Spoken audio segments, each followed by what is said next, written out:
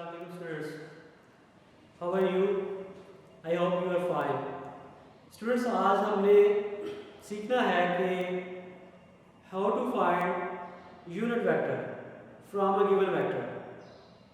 उससे पहले students, I would like to remind you कि पिछले लेक्चर में हमने सीखा था कि what is unit vector. तो unit vector आज हम दोबारा उसको रिव्यू कर लेते हैं. It is a vector which has magnitude unity. ये एक ऐसा वेक्टर है जिसका मैग्नीट्यूड 1 होता है. स्टूडेंट्स, यहाँ पे वर्ड यूज हुआ है वेक्टर. वेक्टर क्या है? एक ऐसी क्वांटिटी जिसको डायरेक्शन और मैग्नीट्यूड दोनों की ज़रूरत हो. जब भी यूनिट वेक्टर कहा जाए तो मीन ये वेक्टर है, ये एक ऐसी क्वांटिटी है जिसमें मैग्नीट्यूड और डायरेक्शन दोनों ही शामिल हैं. तो स्टूडेंट्स, यहाँ पे मैं आपकी तवज्जो चाहूँगा कि अगर आप यहाँ पे देख सकें a vector which has magnitude unity, this is known as unit vector. And I have put here an example which shows that 1a is a vector. A is symbolic name for vector. It could be a, b, c, d, f or any other word. ये इसके ऊपर एक arrow head show कर रहा है कि ये एक वेक्टर है. यहाँ पे मैंने मैग्नीट्यूड लिखा है 1. स्टूडेंट्स, 1 हम नॉर्मली लिखते नहीं है, लेकिन आपको समझाने के लिए यहाँ पे 1a लिखा गया है. तो फार्मूला क्या होता है यूनिट वेक्टर का? यूनिट वेक्टर यानी कोई भी लेटर उसके ऊपर अगर हम हेड डाल दें, that is a unit vector.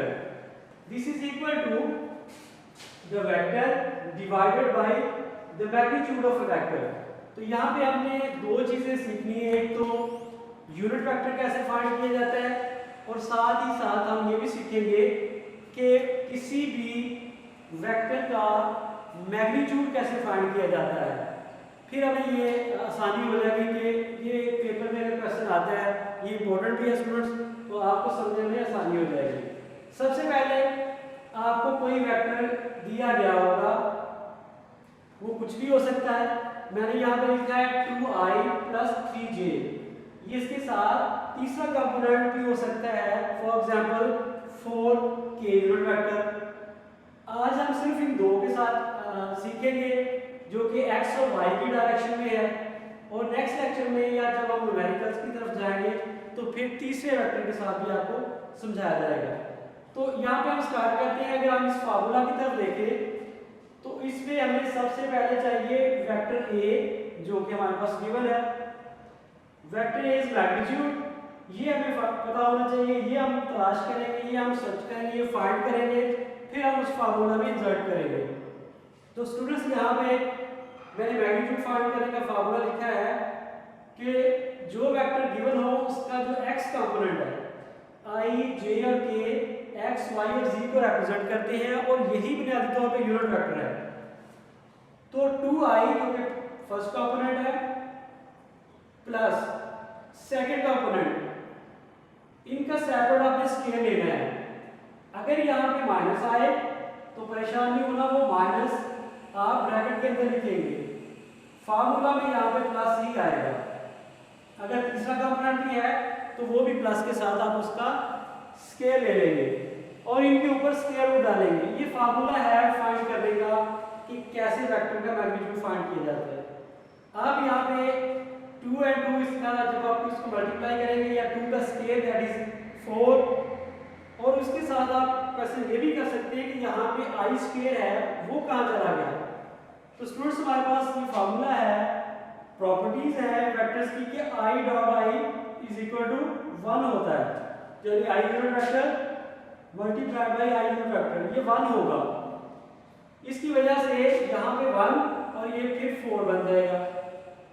Second component 3 square 9 होगा, और j डॉट j भी 1 होता है. j डॉट j ये भी 1 होगा. इसी तरह अगर k डॉट k है तो वो भी 1 होगा. लिहाजा इनको एडअप करेंगे. अब ये कंप्लीट स्केल नहीं बन सका, इसकी वजह से अंदर उनको वैसे ही रहेगा, या आप कैलकुलेट भी कर सकते हैं.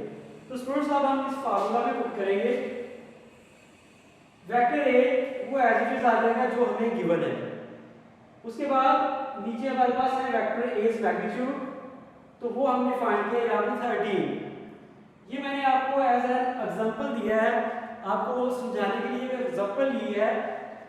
आपको जब क्वेश्चन आएगा तो जरूरी नहीं यही लिखा हो, कुछ भी हो सकता है इसकी जगह पे, लेकिन प्रोसीजर सेम होगा। तो आप वो वैल्यू यहाँ पर पुट करेंगे। अब हमारे पास ए यूनिट वेक्टर जो है वो ये अबाउट आ गई। तो इस तरह हम एक वेक्टर से यूनिट वेक्टर फाइंड करते हैं। At the end student I would say कि आई होप आपको समझ आई होगी। ये बहुत आसान टॉपिक है लेकिन इंपॉर्टेंट है, इसलिए हम मजीद टॉपिक्स साथ नहीं करना चाह रहे। तो आज के लेक्चर के लिए इतना ही। इंशाल्लाह नेक्स्ट लेक्चर में आएंगे तो और सीखेंगे। बहुत शुक्रिया।